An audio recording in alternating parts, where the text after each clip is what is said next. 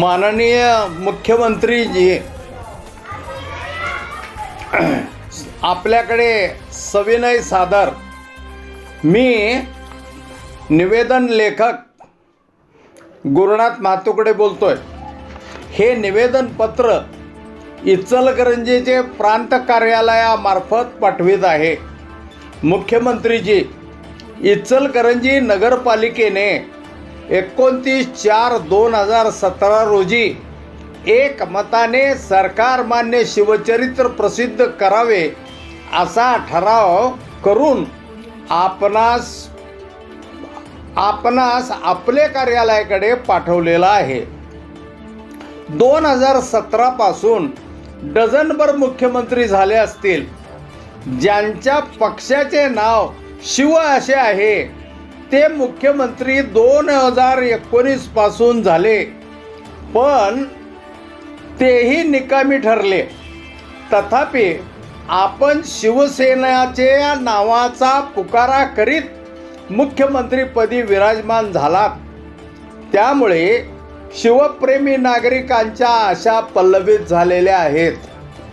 तारीख 20/1/2022 रोजी आम्ही मुख्यमंत्री कार्यालयात येऊन निवेदन दिलेले आहे। आज 2 वर्ष झाली तुम्हाला निवेदन मिळून अजूनही शिवचरित्र सरकारमार्फत प्रसिद्ध झाल्याचे जाहीर झाले नाही। त्यामुळे आपले पक्षाचे व सरकारचे शिवप्रेम हे संशयातीत लोकात ठरू पाहत आहे। तथापि कोण शिवचरित्र प्रसिद्ध करण्यास आड येत आहे, हे एकदा जाहीर तरी करा। सरकार मान्य शिवचरित्र प्रसिद्ध केल्यावर तुमच्या सरकारची प्रतिमा उंचावणार आहे, तुमचे राजकीय कारकिर्दीस बळकटी येणार आहे, शिवप्रेमी नागरिक गुढ्या तोरणे उभारून स्वागत करणार आहेत। एवढेच नव्हे तर 1933 साली स्थापन झालेली मराठा मंडळासारखी संस्था साखर वाटलेखेरीज राहणार नाही।